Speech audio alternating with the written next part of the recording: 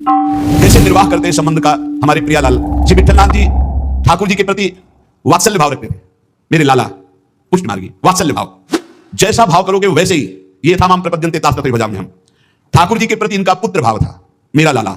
जैसे नंद बाबा, ठीक ऐसा ही भाव श्री विठलनाथ गोस्वामी जी का।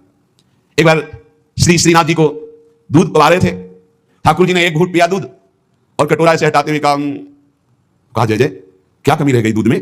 ठाकुर जी ने कहा बहुत मीठा कर दिया, मिश्री बहुत अधिक डाल दी, मुझसे पिया नहीं जाता। बड़ी मनोहर करी, आज पी लो कोई बात नहीं, क्योंकि पुत्र भाव है। ठाकुर जी ने बड़ा ऐसे करते हुए पिया। दूसरी बार भोग में आपने मिश्री कम मिलाई, ठाकुर जी ने एक घूंट पिया, ऐसे कर दिया। कहा जय जय आज क्या कमी? कहा दूध तो एकदम सीठा कर दिया, फिर भी पी लो। थोड़ा ही कम तो मिश्री मिलाई, पहले वाले में आप कह रहे थे मिश्री बहुत अधिक है, इससे थोड़ी कम कर दी। बोले नहीं सीठा है, पी लो, आप पी लो। बहुत दुलार किया, दूध पी लिया। तीसरी बार जब भोग लगाया तो मिश्री अलग दूध अलग। लालजू ने कहा आपने ऐसा क्यों किया, मिश्री क्यों नहीं मिलाई? गोसाई जी ने कहा जब मेरे द्वारा मिलाई हुई मिश्री आपको पसंद नहीं आती, कभी कह देते हो बहुत मीठा, कभी कह देते हो सीठा है, तो आज स्वयं मिला लो। हंसकर कहा कि हम मिलाने लायक हैं, हम आपके बालक हैं, बालक मिलाना क्या जाने। और दौड़ गए और गोद में बैठकर छाती से चिपक गए और कहा रूस गए क्या, मिला के पिलाओ, हम तो बालक हैं, हम थोड़ी मिला पाएंगे। ये था माम प्रपद्यन्ते वात्सल्य भाव, मेरे पुत्र हो। तो वैसे ही ठाकुर जी गोसाई जी ये हृदय से चिपक करके श्री श्रीनाथ जी खेलने लगे, मैं तो आपका बालक हूं ना। अशुभ प्रवाह होने लगा। ठाकुर जी ऐसे महान सुख देते हैं जो जिस भाव से। एक दिन मचल गए, सैया रचना करके जब शयन कराने को गए, कहा ये सैया ठीक नहीं है, दूसरी सैया ले आए। ये बिछौना ठीक नहीं है, दूसरा बिछौना ले आए। नहीं ये रंग मुझे पसंद नहीं, और रंग का बिछौना बिछा दिया। अब कितने बिछौना कितनी सैयाएं बदल दी लालजू महाराज बार बार, ये ठीक नहीं, ये ठीक नहीं। पसीना पसीना हो गए थे गोसाई जी। गोसाई जी ने कहा कि आपको कौन सी सैया पसंद आएगी, कौन सा बिछौना पसंद आएगा? बोले बताओ, तुम सैया बनो और तुम्हारी छाती पे हम सोएंगे, क्योंकि हम यशोदा मैया की गोद में ही सोते। अगर दिन में कभी अथाई में बाबा के पास गए तो उनके तोंद पे लेट के सोते, तो आप लेटो और आपकी गोद में हम। श्रीनाथ जी श्री विठलनाथ जी गोस्वामी जी की गोद में जैसे मां की गोद में बच्चा, ऐसे श्रीनाथ जी सोए। एक दिन श्रीनाथ जी के सामने गिरिराज जी से बंदर आया, ऐसे किया जैसे बंदर करते हूँ ऐसे। वो बड़ी जोर रो पड़े श्रीनाथ जी, और गोस्वामी जी सेवा में थे। तत्काल गोस्वामी जी के ऐसे गोद में चिपक गए और कहा बंदर मुझे डर लगता है। गोसाई जी ने कहा इस बंदर से डर लगता है? बड़े बड़े भयंकर बंदर, न जाने कितने महाबली बंदर और बड़े बड़े भयंकर राक्षस रामावतार में तुम कैसे मारे होगे राक्षसों को, और कैसे तुम्हारे साथ बंदर सेना थी, हमारी तो समझ में नहीं आता। ऐसे कह के मन में पर्वताकार बंदर महाभयानक राक्षस, यहां छोटे से बंदर को देख के चिपक गए और डर करके कहते मुझे बंदर से डर लगता है। जब शयन करने गए तो ठाकुर जी ने शयन में कहा कि देखो गोसाई जी एक ही भाव रखो, एक म्यान में दो तलवार नहीं होती। यदि पुत्र माना है तो केवल पुत्र मानो, अगर भगवान मानोगे ऐश्वर्य तो फिर पार नहीं पाओगे, हम ऐसा ऐश्वर्य दिखाना शुरू कर देंगे। अगर पुत्र माना है तो केवल पुत्र ही मानो, तो तुम्हारा बेटा बंदर से डरेगा कि नहीं? तो हम वैसे डर रहे हैं जैसे बेटा डरता है। अगर ये कि भगवान ईश्वरशाली तो फिर पार नहीं पाओगे, हम इतना ईश्वर दिखा देंगे। एक म्यान में दो तलवार नहीं रहती। गोसाई जी जगह एकदम और श्रीनाथ जी को देखा पास में, गले से लगा करके दुलार करती हुई वात्सल्य भाव। एक दिन चूड़ी पहनाने वाली आई, गोसाई जी ने कहा कि जाओ हमारे घर में जितनी बहुएं हैं सबको चूड़ी पहना दो और पैसा यहां ले लेना आके। आपके 7 पुत्र थे तो 7 बधुएं थी। गोसाई जी ने ये नहीं कहा कि 7 बधुओं को पहना देना, कहा कि मेरी जितनी बहुएं हैं उन सबको चूड़ी पहना दो और पैसा यहां से ले जाना। अब उनकी 7 बहुएं तो चूड़ी पहनी, 8वीं श्री स्वामिनी जी पहुंच गई अपने कर कमल। जे ही उस चूड़ी पहनाने वाली ने श्री जी के कर कमल को देखा, अशुभ प्रवाह, आनंद मूर्ति हमारी प्यारी जो है अशुभ प्रवाह होने लगी। ऐसा उसको लगने लगा कि आनंद के आवेग में मुझे मूर्छा आ जाएगी। नीलांबर का हल्का सा घूंघट है, मनोमृणाल मनो कमल लाल, ऐसे सुंदर कर कमल। वो सोच रही इनके कर कमल में पहनाने लायक तो चूड़ियां ही नहीं हमारे पास। श्री जी ने इशारा किया पहनाओ। किसी तरह वो प्रेम शिथिल होते हुए जैसे जैसे इशारा होता गया वो चूड़ियां पहनाई। बहुत देर तक वह शुभ प्रवाह करती रही। इसके बाद गोस्वामी जी के पास उसको ले जाया गया। गोस्वामी जी ने 7 बहुओं के चूड़ी के कितने पैसे होते? तो उसने कहा 7 नहीं 8। गोसाई जी ने कहा 7 बहुएं तो तू 8 की बात कैसे कह रही? तो उसने कहा मैं कसम खा के कहती हूं मैंने 8 बहुओं को। तो बोले जब 7 हैं ही तो 8 कैसे? तो कहा मैं कसम खा के कहती हूं 8 बहुएं थी और मैंने 8 को पहनाई है, और जो 8वीं थी वो इतनी सुंदर थी, इतनी, और रोने लगी। गोसाई जी ने कहा कि ऐसा कैसे हो सकता है, चलो इससे झंझट हटे। 8 बहुओं की चूड़ी पहनाने के पैसे दे दिए। जब रात्रि में शयन किया तो श्री जी ने गोसाई जी से कहा कि उस चूड़ी वाली से क्यों झगड़ रहे थे? क्या आप प्रीतम लालजू को आप अपना पुत्र नहीं मानते? हाँ पुत्र तो है ही, वो हमारे मानने की क्या बात है। तो मैं कौन हूं, पुत्र बधू हुई कि नहीं? अगर आप कहते 7 बहुओं को पहना दो तो मैं कदापि नहीं जाती। आपने कहा मेरी सब बहुओं को पहना दो, तो 8वीं मैं हूं, मेरे ही धारण। श्री जी के वचनों को सुनकर गोसाई जी तत्काल उठे और बैठे बैठे रात भर रोते रहे कि लाडली जू कितनी कृपालु, कितना भाव स्वीकार करने वाली है। एक बार की बात है, किसी विठलनाथ जी श्री ठाकुर जी को भोग लगा रहे थे, तो भोग में एक तिनका देखा। बहुत दुख हुआ कि मेरे सुकुमार लाडले ठाकुर और उनके भोग में इतनी असावधानी बनाने वाले, जिनका बहुत सावधान रहना चाहिए ठाकुर जी का। जब भोग बनाए तो बोलचाल में भी सावधानी रखे, कहीं थूक की चिट्ठी ना चली जाए मुख में, ऐसा होता है। तो अगर कभी बात करनी हो तो रसोई से ऐसे करके बात करें, वैसे तो बात कम ही करे, मौन धारण करके बनाए, क्योंकि अगर हम पद जोर जोर से गाएंगे या बात करेंगे तो हमारे मुख से थूक की चिट्ठी ठाकुर जी के भोग सामग्री जो बन रही है उसमें गिरना हो सकता है।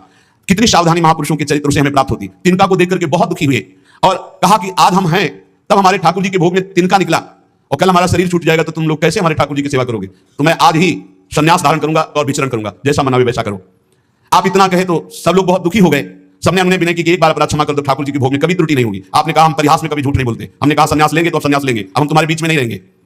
श्री ठाकुर जी श्रीनाथ जी से आज्ञा लेने गए। ठाकुर जी ने बहुत उदास होकर के कहा, गोसाई जी एक गेरुआ वस्त्र हमको भी मंगवा दो। बोले आपको क्यों जय जय, आपके पास तो बहुत सुंदर सुंदर पोशाक है। बोले हम आपके बिना नहीं रह सकते, अगर आप संन्यास लेंगे तो हम भी संन्यास लेके आपके साथ ही चलेंगे। देखो कैसा प्यार करते हैं। श्रीनाथ जी गोसाई जी से कह रहे कि एक गेरुआ वस्त्र हमको भी मंगा दो, अगर आप संन्यास लोगे तो हम भी संन्यास ले लेंगे। गोसाई जी आपके बिना हम नहीं रह सकते। गोसाई जी गले से लगा लिया। तो कहा गले से लगा लिया तो मेरी बात मानो, तुम्हें संन्यास नहीं लेना। बोले जैसी आपकी आज्ञा। बोले सेवा में त्रुटि अगर हो रही तो मुझे दुख नहीं तो तुम्हें दुख क्यों हो रहा है? बोले तुम्हें दुख हो या ना हो, आप मेरे पुत्र हो, मेरे को दुख होता है कि मेरे लालन की भोग में तिनका कैसे आ गया। भाव समझिए। श्री विठलनाथ गोसाई जी स्वयं सेवा में सावधानी पूर्वक, पर कभी कभी अगर त्रुटि हो जाए सेवा में तो बहुत ही असंतुष्ट हो। यह ध्यान रखने का विषय है कि हम केवल विग्रह की पूजा नहीं कर रहे, साक्षात श्यामा श्याम विराजमान है, साक्षात श्री जी विराजमान। हम जल पिवाएं तो उसी भाव से, भोग लगावें तो उसी भाव से, पोशाक पहनावें तो उसी भाव से। श्री गोस्वामी जी शयन करते थे गोकुल में आकर और नित्य प्रति श्री श्रीनाथ जी की सेवा में आते। यहां जतिपुरा गोवर्धन में श्रीनाथ जी विराजमान थे, तो आप घोड़े पर चढ़ करके आते थे। यदि कहीं आने में कुछ विलंब हो जाए तो अन्य सेवा चाहे कोई कर ले, पर आरती आप ही रोज करते थे। आरती सेवा आप ही करते थे। आज भी बल्लभपुर में नियम चला रहा है कि और ठाकुर सेवा तो सब मिलकर करेंगे, लेकिन आरती गोस्वामी वंशज ही करेंगे। श्री ठाकुर जी की अक्षुण्ण सेवा गोस्वामी जी अपने बालक के समान मानकर करते। जो भगवननिष्ठ सदाचारी पुरुष होते हैं तो उनका प्रभाव सबके ऊपर पड़ता है। उस समय भक्ति का वातावरण एक बन चुका था, जिसको देखो सब भगवान की भक्ति में निमग्न। जो श्री विठलनाथ जी थे ये श्रीमद वल्लभाचार्य जी के द्वितीय सुपुत्र है। आपका जन्म प्रादुर्भाव विक्रम 1572 में काशी के निकट चुनारगढ़ में हुआ। श्री आचार्य महाप्रभु वल्लभाचार्य जी ने प्रयाग में अड़ैल में आकर आपका जन्मोत्सव मनाया। बड़े शुभ संस्कार बचपन से ही। आचार्य महाप्रभु जी के निरीक्षण में आपने समस्त शास्त्रों का सम्यक अध्ययन किया और गृहस्थाश्रम में प्रविष्ट हुए। आपकी दो पत्नियां थी, रुक्मिणी जी और पद्मावती जी। श्रीमद वल्लभाचार्य महाप्रभु जी के गोलोक गमन के अनंतर उनके ज्येष्ठ पुत्र श्री गोपीनाथ जी, ये द्वितीय पुत्र से श्री विठलनाथ जी। गोपीनाथ जी आचार्य गद्दी पर बैठे, परंतु थोड़े ही समय में वो गोलोकवासी हो गए। और गोपीनाथ जी के जो पुत्र थे श्री पुरुषोत्तम जी, वो अभी बाल्यावस्था को थे, तो विठलनाथ जी को ही सारा कार्यभार संभालने को मिला आचार्य गद्दी का। ठाकुर जी की सेवा, ठाकुर जी का सब ऐश्वर्य श्री विठलनाथ जी संभाले। श्री विठलनाथ जी संभाले तो पर कृष्णदास जी वल्लभाचार्य जी के शिष्य और ये संपूर्ण सेवा सामग्री के अधिकारी थे। यहां एक बहुत सूक्ष्म विषय निकल के आता है कि कभी गुरु और गुरु वंशज के प्रति थोड़ा भी हे भाव न कर ले, नहीं तो दुर्गति पक्की है, चाहे जितना बड़ा उपासक हो।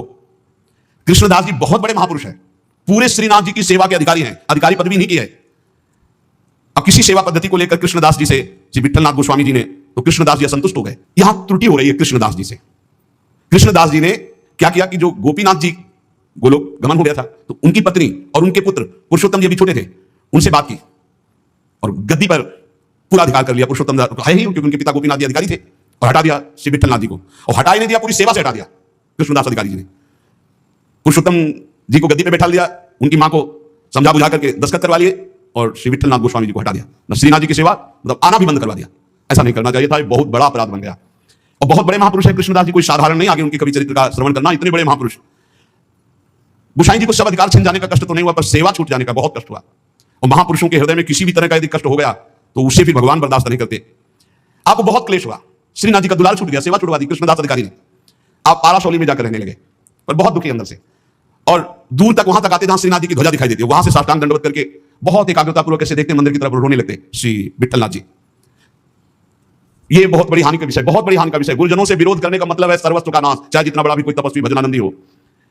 एक श्री रामदास जी भीतरिया जो ठाकुर जी की सेवा में रहते थे, वो श्री विठलनाथ जी की स्थिति से परिचित थे। वो रोज गुप्त रूप से समय निकालते। यद्यप श्री कृष्णदास जी ने उनको भी मना कर दिया था, पर वो जाते और गोसाई जी को श्री लालजू का बीड़ा प्रसाद देते। बीड़ा प्रसाद आंखों से ऐसे रख करके खूब रुदन करते श्री विठलनाथ जी। ये बहुत बड़ा अपराध है, बहुत बड़ा अपराध। गोसाई जी ठाकुर जी के लिए अपने कर कमल से एक फूलों का हार बनाते और कहते पहना देना जाके, और रोज एक श्लोक दैन्यता का लिखते और कहते ठाकुर जी को सुना देना जाके। श्री रामदास जी नित्य प्रति आकर वो फूलों का हार और ठाकुर जी को एक श्लोक सुनाते, ठाकुर जी को फूलों का हार पहनाते, और ठाकुर जी रोज एक पान की बीड़ी देते जो उनको जाके देते और उनको प्रणाम करते। एक दिन ठाकुर जी ने संदेश में कहा कि गोसाई जी से कह दो मेघ तो समय पर बरसेगा, तुम दुखी क्यों हो रहे हो? मेघ तो समय आने पर बरसेगा, तुम दुखी क्यों हो रहे हो? विठलनाथ जी के सामने जब जाकर रामदास जी ने कहा मेघ तो समय पर बरसेगा, आप दुखी क्यों हो रहे हो? लालन ने ऐसा कहा है। तो विठलनाथ जी ने कहा कि मेघ तो समय पर बरसेगा, पर चातक अपनी टेक पुकार क्यों छोड़ेगा? चातक तो रटता ही रहेगा। बहुत सुंदर बात। अगर चातक अपनी रटन छोड़ दे तो चातक कैसा? मेघ तो समय पे बरसेगा, उबर से, लेकिन चातक अपनी रटन नहीं छोड़ सकता। मेरी रटन घटने वाली नहीं, मैं तो रो रो कर आपको पुकारता ही रहूंगा। चातक रटन घटे घट जाई, बढ़े प्रेम सब भांति भलाई। विठलनाथ जी के इस दुख को अकबर बादशाह ने सुना, उसने तत्काल आदेश किया और कृष्णदास जी को बंदी बना के जेल में डाल दिया और गोसाई जी को विरुद्ध आचरण किया, इसलिए उनको कठोर दंड कृष्णदास जी को बादशाह अकबर ने।